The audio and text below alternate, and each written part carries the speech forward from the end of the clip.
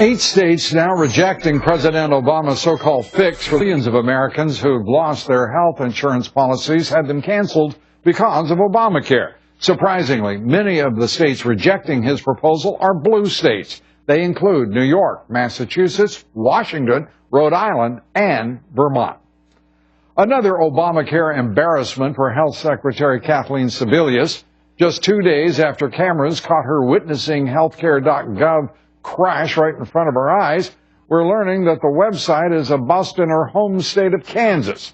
Just 371 people have signed up for coverage in Kansas. In Wellmark, Blue Cross Blue Shield doing its best to take advantage of the website's failure. Take a look at their new ad. Things don't always work like they're supposed to. Good thing the Government Exchange website isn't the only place to buy health insurance. Just visit wellmark.com/simple or call today. It's a bitter pill for the president to swallow. Even the liberal media now seems to have had enough of Obamacare. Time magazine's newest cover says it all with a headline, "Broken Promise, What It Means for This Presidency." It's unlikely this will help turn around the president's 37% approval rating. It's now Congressman Cory Gardner, a member of the Energy and Commerce Committee and Subcommittee on Oversight and Investigation. Congressman, good to have you with us. Amongst members of your committee, you interrogated Mr. Chow and found him wanting with some of the information that he was putting forward. It sounded as if, my gosh, no one ever asked a question in the Health and Human Services Department. He didn't want to see the report. He didn't want to know what was going on. Well, you're talking about the deputy in charge of this security program, the project manager. There's a major report that he's interviewed for that people are asking him what his opinion on security is. They come out with this report. They show it to the Secretary of HHS. They show it to high-level officials within the White House that talks about the damning findings of security, the privacy breaches that are possible, and yet the project manager isn't shown, and he doesn't even seem as if he cares to read it. I think that's a pretty telling way that Obamacare is unfolding before the American people. And let's be very honest, there's not a darn thing that you or anybody in Congress can do. Mr. Chow and others in the HHS department will be blithely moving on in their careers without being held accountable for anything, right?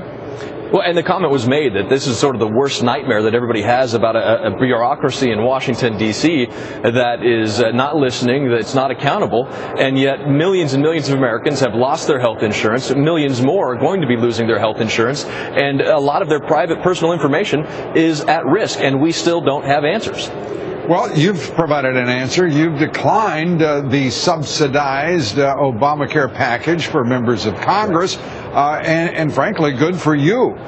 But you also don't have health care insurance, I understand, right now.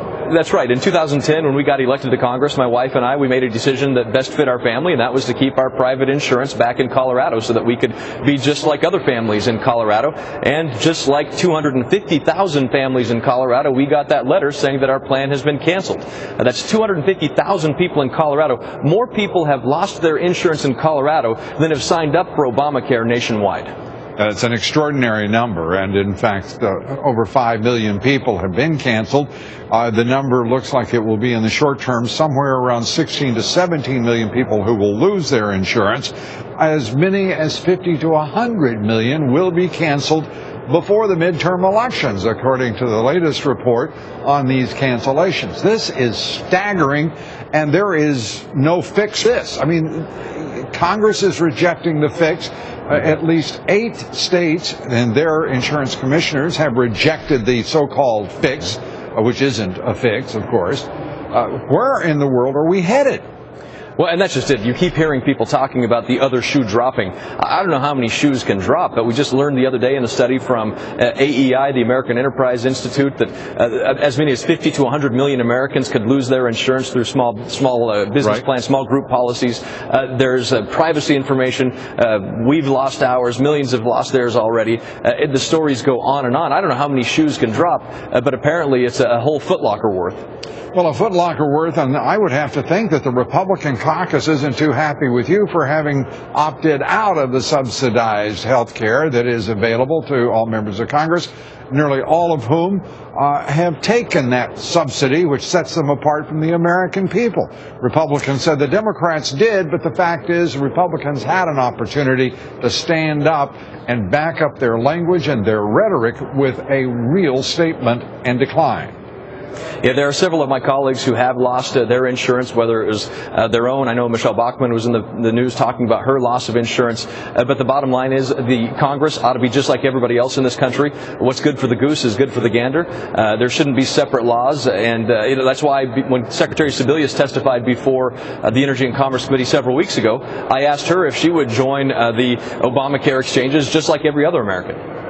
And she said that no thank you. She has got a very lovely plan provided by the taxpayers. And that's what she said at the hearing. That's right. Congressman, thanks so much. Congressman Cory Gardner. Up next, Senator Reid vowing to bring tough news.